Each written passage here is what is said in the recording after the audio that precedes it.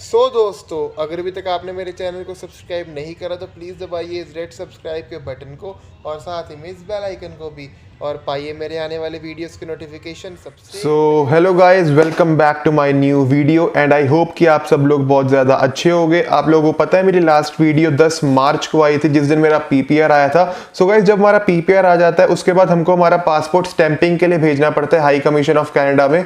उसके लिए हमको वीएफएस की वेबसाइट पर जाकर एक वेब फॉर्म भरना पड़ता है और वो वेब फॉर्म भरने के बाद हमें पेमेंट लिंक आता है। अब आजकल बहुत ज़्यादा रश है तो इसलिए पेमेंट लिंक आने में थोड़ा डिले हो रहा है, बट प्लीज़ बी पेशेंट क्योंकि सबको पेमेंट लिंक आना ही आना है। ठीक है, तो मेरा पेमेंट लिंक मैंने 10 मार्च को वेब फॉर्म भरा था तो अराउंड 16 मार्च को आ गया था, बट इन सम केसेस 10 से 12 दिन यूजुअली लग रहे हैं। मैंने ये ट्रेंड में नोटिस करा है कि 10 से 12 दिन आराम से लग रहे हैं पेमेंट लिंक आने में। और अब मेरे को पेमेंट लिंक 6 दिनों में कैसे आया मैं बता देता हूँ कि मैंने वेब फॉर्म भरा 10 मार्च को, उसके बाद मैंने 2 दिन बाद उन्हें ट्वीट करा था उनके ट्विटर हैंडल पे, और वो ट्वीट में यहाँ पे शो हो जाएगी आपको जो मैंने ट्वीट करी थी। तो उसके बाद उनका रिप्लाई आया था ट्वीट पे कि ओके, हमने आपका कंसर्न अपनी टीम को फॉरवर्ड कर दिया है और 24 आवर्स से 48 आवर्स तक आपका कंसर्न सॉल्व हो जाएगा। बट स्टिल मैंने वेट करा 2 दिन, कुछ नहीं हुआ। तो मैंने इस बार उनको एक मेल करी, वो मेल आईडी मैं नीचे डिस्क्रिप्शन पे डाल दूंगा, आप भी ये तरीका ट्राई कर देख सकते हो। सो ट्वीट करो और उनको मेल कर दो 2 दिन बाद, और नहीं आता फिर 2 दिन बाद ट्वीट कर दो या मेल कर दो, तो ऐसे आपका जो है पेमेंट लिंक वो आ जाएगा। ठीक है, अब मैंने पेमेंट लिंक मेरे को आज सुबह आ गया था अराउंड 10-11 बजे, तो मैंने उसी वक्त पेमेंट कर दी थी। पेमेंट आप गाइस गूगल पे, पेटीएम, फोन पे, डेबिट कार्ड, क्रेडिट कार्ड, बहुत सारे ऑप्शंस होते हैं। ठीक है, तो आप किसी भी ऑप्शन से जो है पेमेंट कर सकते हो। और गाइस, पेमेंट करने के अराउंड 2 से 3 घंटे में आपको एक AWB एयरवे बिल नंबर आ जाता है। इन माय केस मुझे 4 से 5 घंटे बाद आया था मेरा AWB नंबर, और उसी मेल में आपके 2 फॉर्म्स भी अटैच होते हैं जिसे हम कहते हैं कंसेंट फॉर्म, और दूसरा होता है हमारा कोरियर फॉर्म। ठीक है, सो वो भी आपको ध्यान रखना है, वो भी आपको फिल करना है। और जैसे ही आपको मेल आ जाता है आप अपने फॉर्म्स का प्रिंट आउट निकलवा लीजिए और एक बाजार से ऐसा 5 रुपए का A4 साइज फोल्डर ले लेना। अब मैं आपको बताता हूँ मैंने इसके अंदर क्या क्या डॉक्यूमेंट्स रखे हुए अपने। सो ये तो गाइस मेरा पीपीआर है, उसके बाद ये हो गया गाइस हमारा कंसेंट फॉर्म, और ये हो गया हमारा कोरियर फॉर्म। इन तीनों चीज़ों के अलावा हमको अपना पासपोर्ट इसमें रखना है और यहाँ पे लिखना है to the visa officer VFS global Canada.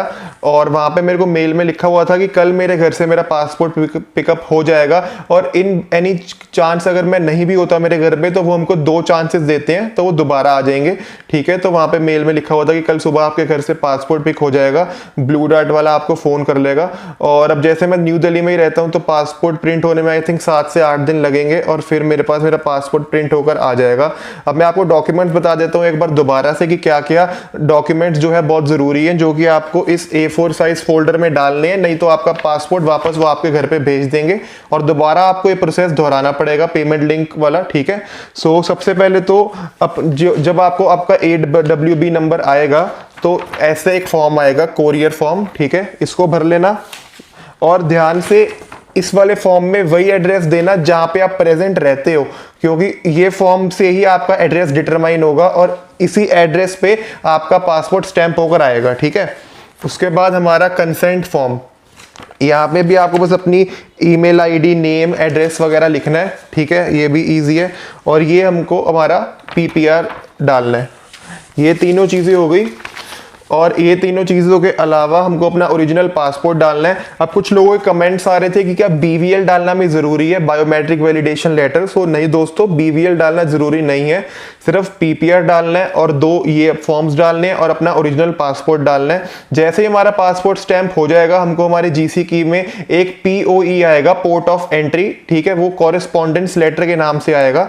सो ये भी मैं आप लोगों को बता देता हूँ कि पासपोर्ट स्टैंप होने के बाद हमको POE आएगा और फिर हमारा जो पासपोर्ट स्टैम्प्ड है वो हमारे घर आ जाएगा। सो गाइस, आज की वीडियो में बस इतना ही। होप करता हूँ आप लोगों को ये वीडियो अच्छी लगी होगी। जाने से पहले एक जरूरी बात बता देता हूँ, अगर आप लोगों ने अपना वेब फॉर्म भर दिया है सो एटलीस्ट 48 आवर्स वेट करो, और अगर 48 आवर्स बाद नहीं आता तो प्लीज एक ट्वीट डाल देना। वो ट्वीट यहाँ पे भी शो हो रही होगी, ऐसा ही उनको ट्वीट कर देना। ठीक है, आपकी ट्वीट पे रिप्लाई आ जाएगा। और अगर फिर 48 आवर्स तक वेट करो, अगर तब भी नहीं आता तो फिर आप एक मेल डालो। ठीक है, और अगर कोई भी डाउट होगा यहाँ पे नीचे मेरा इंस्टाग्राम ID आ रहा होगा कार्तिक महंगी, जाओ जाकर मुझे फॉलो करो। और अगर कोई भी क्वेश्चन है तो मेरे से क्वेश्चन पूछो, यहाँ पे नीचे कमेंट करो कि अगला वीडियो आप कौन से टॉपिक पर देखना चाहते हो। अब रेगुलर मेरे व्लॉग्स आएंगे, ठीक है। सो मिलते हैं अगले व्लॉग में, तब तक के लिए bye bye guys, love you.